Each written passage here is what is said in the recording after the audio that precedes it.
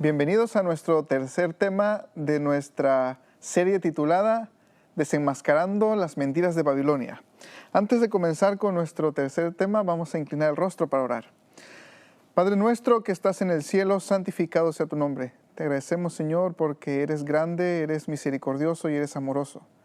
También, Señor, nos has dejado en tu palabra historias que nos muestran cuán importante debe ser nuestro prójimo para nosotros, así como nosotros lo fuimos para ti. Queremos pedirte que a través de estos estudios, Señor, nos muestres la verdad como está en tu palabra y decidamos seguirla. En el nombre de Cristo Jesús. Amén.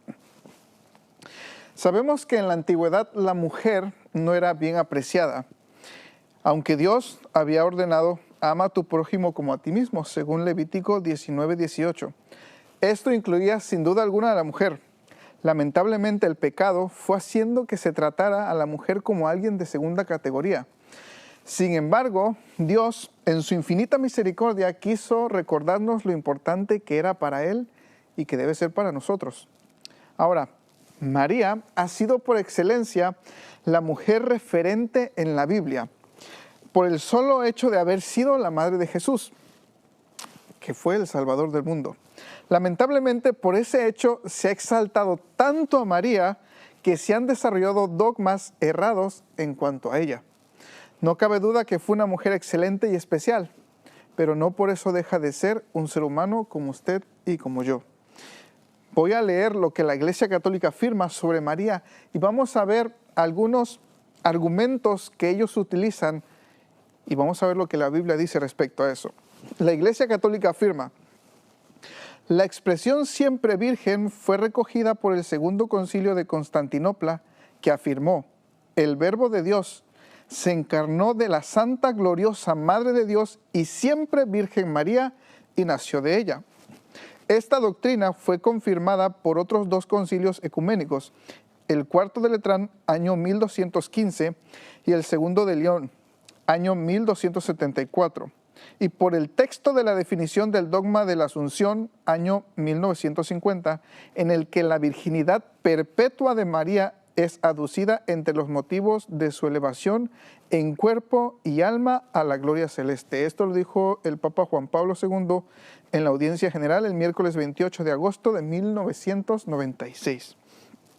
La Iglesia Católica enseña, en primer lugar, que María fue una persona inmaculada, que María fue siempre virgen, como lo dijo él, que María ascendió al cielo y que María es corredentora, incluso a tal grado que puede interceder por nosotros. Ahora vamos a estudiar y vamos a ver en la Biblia qué es lo que nos enseña sobre estos argumentos. Vamos a ver el primero.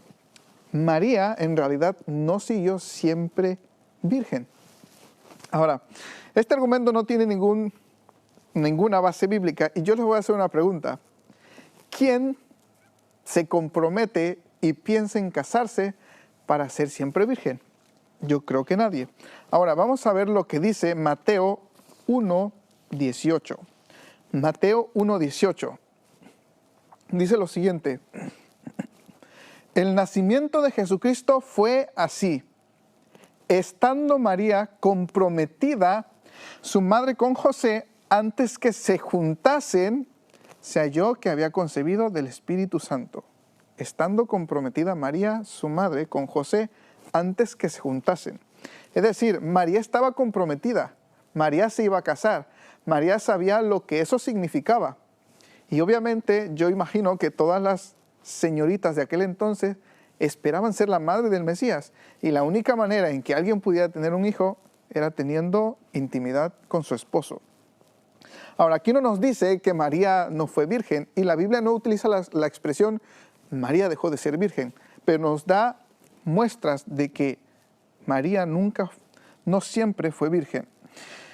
Mateo 1:24-25 nos dice lo siguiente: y despertando José del sueño, recordemos que José, al enterarse que estaba embarazada María, quiso dejarla en secreto. Entonces vino el ángel Gabriel y le dijo a José las siguientes cosas: y despertando José del sueño, hizo como el ángel del Señor le había mandado y recibió a su mujer, pero no la conoció. La palabra conocer en la Biblia significa simplemente tener intimidad o tener relaciones sexuales. Pero no la conoció hasta que dio a luz a su hijo primogénito y le puso por nombre Jesús. La palabra clave aquí en este texto es la preposición hasta, que significa mientras, entre tanto o hasta que. Es decir, esta preposición nos marca un espacio de tiempo que María no tuvo relaciones con José hasta que nació Jesús. Ahora vamos a ver algunos ejemplos de cómo se utiliza esta preposición. Por ejemplo, Marcos 6:10. Dice, y les dijo, donde quiera que entréis en una casa, posad en ella hasta que salgáis de aquel lugar. Es decir, ya no iban a posar hasta que salieran de ese lugar. Mateo 24:39. Y no entendieron hasta que vino el diluvio y se los llevó a todos. Así también será la venida del Hijo del Hombre. No entendieron hasta que vino el diluvio. Es decir, la gente que estaba fuera del arca no entendió algo sino hasta que vino el diluvio. Después sí lo entendió. Santiago 5:7. Por tanto, hermanos, tened paciencia hasta la venida del Señor. Es decir, nosotros debemos de tener paciencia hasta la venida del Señor. Mirad cómo el labrador espera el precioso fruto de la tierra, aguardando con paciencia hasta que reciba la lluvia temprana y la tardía. Es decir, muy bien podemos concluir que María se casó pensando en no ser siempre virgen. En segundo lugar, la Biblia nos dice que José no la conoció o no tuvo intimidad con ella hasta después que Jesús nació, pero no la conoció hasta que dio a luz a su hijo primogénito. Es decir, María no fue siempre virgen. Ahora, otro argumento que tenemos es que María fue inmaculada. La Biblia no enseña tal cosa, incluso enseña lo contrario. La Biblia dice en Romanos 3:23, por cuanto todos, no dice por cuanto todos excepto María y Jesús, dice, por cuanto todos pecaron y están destituidos de la gloria de Dios. Claramente aquí todos también incluye a María. Por lo siguiente, todos necesitamos un Salvador, porque todos pecamos y estamos destituidos de la gloria de Dios. Romanos 3:10 dice, no hay justo ni aún uno. Sabemos que el único justo que vivió sobre la tierra sin pecado y sin mancha fue Jesús. No hay justo ni aún uno. Romanos 5:12. Por tanto, tal como el pecado entró al mundo por un hombre y la muerte por el pecado, así también la muerte se extendió a todos los hombres porque todos pecaron. Es decir, todo ser humano que ha nacido después de Adán ha pecado y se ha hecho pecador. Y como consecuencia, reo de muerte. Eclesiastés 7:20 dice algo bien interesante. Dice, ciertamente no hay hombre justo en la tierra que haga el bien y nunca peque. La Biblia nos dice que todos aquellos que han pecado necesitan un Salvador. Y Eclesiastés nos está diciendo que no hay un hombre en la tierra que nunca haya pecado. Sabemos que por excepción de Jesús.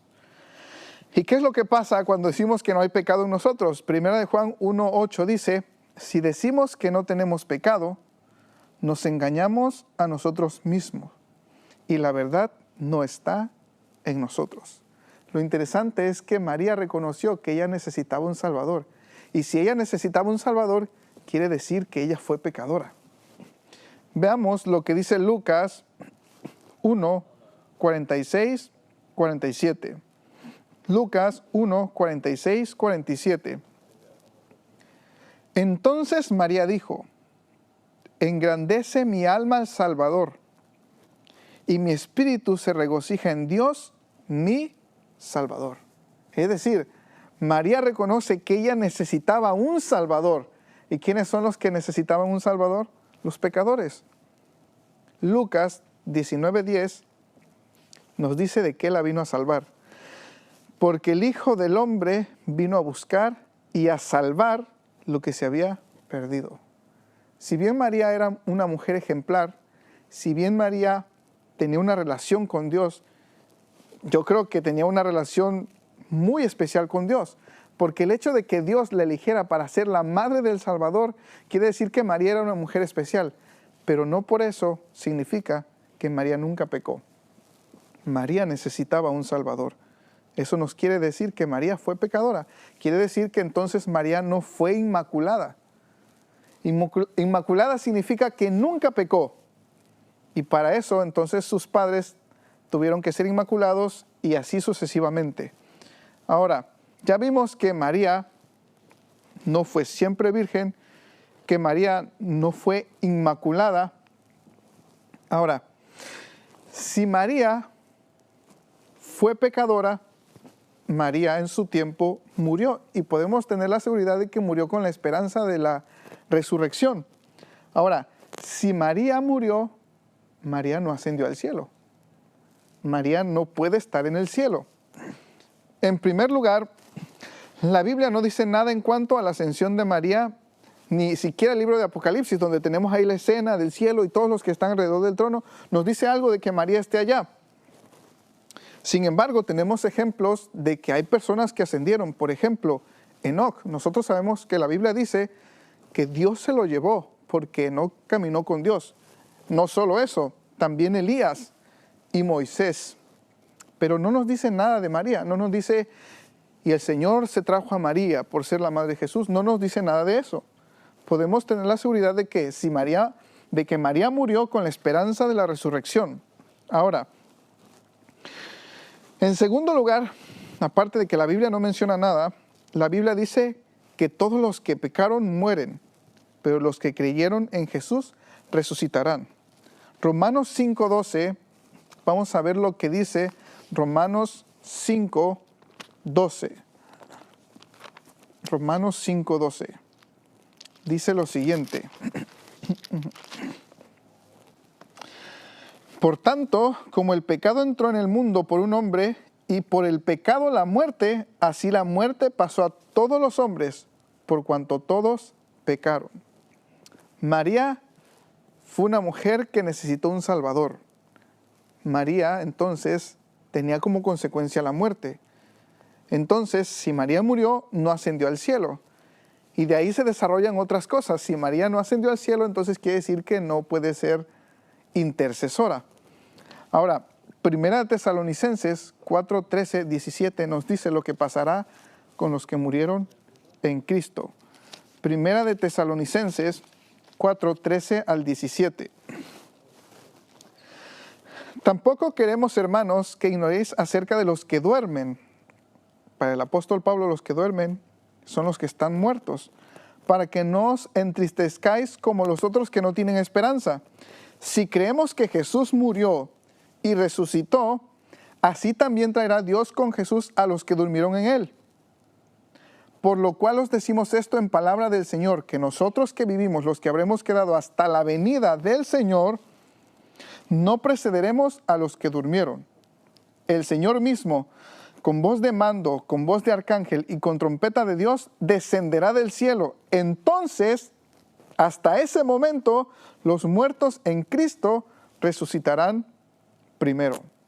Es decir, es hasta la segunda venida de Jesús que todos los que murieron creyendo en Jesús van a resucitar. Creemos entonces que María va a resucitar hasta ese momento, hasta que Cristo venga. Y sigue diciendo, luego nosotros, los que vivimos, los que hayamos quedado, seremos arrebatados juntamente con ellos en las nubes, con los que resucitaron, para recibir al Señor en el aire, y así estaremos siempre con el Señor.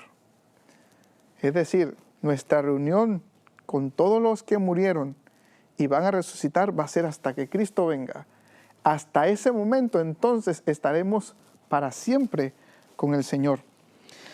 Entonces María sí murió, no ascendió al cielo, y si no ascendió al cielo, tampoco puede ser mediadora. La Biblia nos dice que solo hay un mediador entre Dios y los hombres, y ese mediador es Cristo Jesús. Generalmente los argumentos católicos sobre la intercesión de María se derivan de un episodio en la vida de Jesús, las bodas de Caná. Vayamos al libro de Juan, capítulo 2, y veamos eso bien interesante. Eso es bien interesante. Juan, capítulo 2.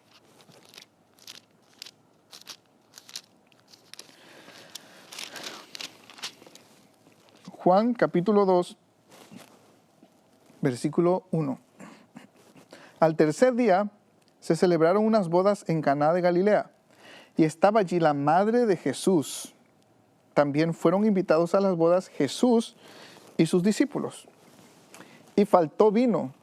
Entonces la madre de Jesús le dijo: no tienen vino. Jesús le dijo: ¿qué tiene que ver esto con nosotros, mujer? Aún no ha llegado mi hora. Su madre dijo a los que servían: haced todo lo que Él os diga. Ahora, el dogma católico dice que porque aquí María intercedió entre Jesús y los asistentes de la boda por el vino, entonces eso lo convierte a María en mediadora. Ahora es interesante porque si seguimos esta lógica de que porque María le pidió a Jesús algo y Él lo hizo porque era su madre y porque le intercedió, encontramos en la Biblia que también por lo menos hubieron 2 personas que hicieron un pedido a Jesús. Y lo interesante es que a ellos no se les reconoce como mediadores. El primer episodio se encuentra en Lucas 7. Lucas 7. Lucas 7. Vamos a recordar que el centurión también intercedió por su siervo. Y no por el hecho de que el centurión hubiera pedido a Jesús: Jesús, sana a mi siervo, no lo hace a él intercesor. Dice Lucas 7:1, después que terminó todas las palabras, el pueblo que lo oía entró en Capernaum. Y el siervo de un centurión, a quien éste quería mucho, estaba enfermo y a punto de morir. Cuando el centurión oyó hablar de Jesús, le envió unos ancianos de los judíos rogándole que viniera y sanara a su siervo. Es decir, el centurión le manda a pedir algo a Jesús. Ellos se acercaron a Jesús y le rogaron con solicitud diciéndole: es digno de que le concedas esto. Imagínense, también era digno. Porque ama a nuestra nación y nos edificó una sinagoga. Jesús fue con ellos. Jesús obedece o hace caso a la petición de este centurión. Pero cuando ya no estaba tan lejos de casa, el centurión envió a él unos amigos diciéndole: Señor, no te molestes, pues no soy digno de que entres bajo mi techo, por lo que ni aún me tuve por digno de ir a ti. Pero di la palabra y mi siervo será sanado. Pues yo también soy un hombre puesto bajo autoridad y tengo soldados bajo mis órdenes, y digo a este: ve y va, y al otro: ven y viene, y a mi siervo: haz esto y lo hace. Al oír esto, Jesús se maravilló de él y volviéndose dijo a la gente que lo seguía: os digo que ni aún en Israel he hallado tanta fe. Si comparamos los 2 episodios, nos vamos a dar cuenta que fueron diferentes las reacciones de Jesús. Cuando su madre, María, le pide: oye, mira, no tienen vino, por favor haz algo, Jesús le dice: oye, María, ¿qué tienes contra mí? Todavía no ha llegado mi tiempo. Pero ahora el centurión ve y le dice: mira, yo sé que tú tienes el poder, yo sé que tú solo dices la palabra y mi siervo sana. Jesús le dice: mira, ve porque tu fe lo ha sanado. Y no ha hallado en Israel tanta fe como la tuya. Ahora, si seguimos este razonamiento de que porque María hizo una petición a Jesús y Jesús lo hizo, entonces tendríamos que también pensar que el centurión también puede ser mediador porque también le hizo una petición a Jesús y Jesús la respondió. Esto no es así. La Biblia nos dice también que hubo un hombre que pidió por su hija, Jairo, y eso lo encontramos en Marcos 5. Jairo le pidió a Jesús por su hija porque estaba enferma y Jesús la sanó. No por el hecho de que una persona le pida algo a Jesús y Jesús lo conceda, entonces a mí me hace intercesor. Eso no es así. La Biblia nos dice que hay características para poder ser intercesor. Primera de Timoteo 2:5 nos dice lo siguiente. Primera de Timoteo 2:5 nos dice lo siguiente. Pues hay un solo Dios y un solo mediador entre Dios y los hombres, Jesucristo, hombre. Y vamos a darnos cuenta por qué Él llegó a ser mediador. Dice lo siguiente, el cual se dio a sí mismo en rescate por todos, de lo cual se dio testimonio a su debido tiempo. Es decir, solo Jesús puede ser mediador porque Él dio su vida por nosotros. Y no solo eso, Hebreos 4:15 nos dice algo más.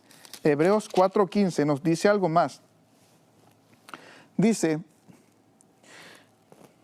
no tenemos un sumo sacerdote que no pueda compadecerse de nuestras debilidades, sino uno que fue tentado en todo según nuestra semejanza, pero sin pecado. Es decir, Jesús pasó por nuestras pruebas, fue tentado como nosotros, Él sufrió nuestras pruebas, pero fue sin pecado.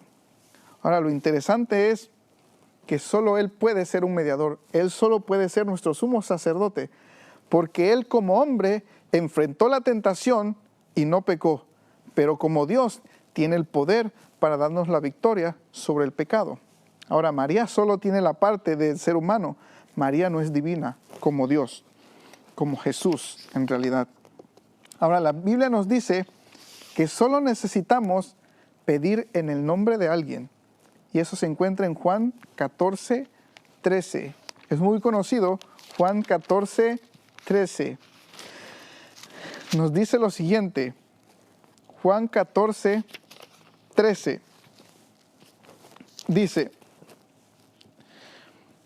todo lo que pidáis al Padre en mi nombre, lo haré para que el Padre sea glorificado en el Hijo. Y el versículo 14 añade, si algo pedís en mi nombre, yo lo haré. Es decir, Jesús mismo nos dice que solo debemos pedir en su nombre, que el Padre lo hará. Ya vimos que María no fue siempre virgen, María no fue inmaculada porque ella misma reconoció que necesitaba un Salvador. Ya vimos también que María, si no fue inmaculada, entonces ella estaba bajo el dominio de la muerte, pero con la esperanza de que Cristo cuando venga va a resucitar. Si entonces ella murió, entonces no pudo ascender al cielo y tampoco puede ser mediadora. Ahora, la Biblia nos dice también que solo hay un mediador entre Dios y los hombres, y ese es Cristo. Y Cristo mismo dijo, todo lo que pidáis al Padre en mi nombre, en su nombre, yo lo haré. Nadie, solo Cristo puede interceder por nosotros, porque solo Él fue tentado en todo, pero sin pecado. Y solo Él se dio en rescate por todos. Y Juan 14, versículo 15 y 16 nos dice algo bien interesante. Si me amáis, guardad mis mandamientos.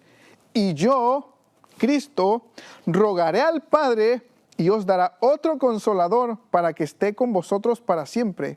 Bien pudo haber dicho Jesús, y bueno, si ustedes piden algo, yo le voy a decir a mi madre que le pida al Padre que les dé otro consolador. Pero Él sabía que no es así. Él dice, pídanlo en mi nombre, y cuando ustedes lo pidan en mi nombre, si me aman y guardan mis mandamientos, entonces yo mismo voy a rogar al Padre para que les dé lo que ustedes pidan. Solo Cristo es el único que puede interceder entre el Padre y nosotros. Cristo mismo es la escalera que Jacob vio cuando él se acostó a dormir en esa piedra. Él mismo lo dijo, de ahora en adelante veréis al Hijo del Hombre y veréis cómo los ángeles descienden y ascienden por medio de él. Es decir, Cristo es el puente entre nosotros y el Padre. Nadie más puede serlo. ¿Por qué? Porque según Juan 1:1, ese verbo es Dios. Y no solo eso, sino que ese Dios se hizo carne y habitó entre nosotros, vivió sin pecado.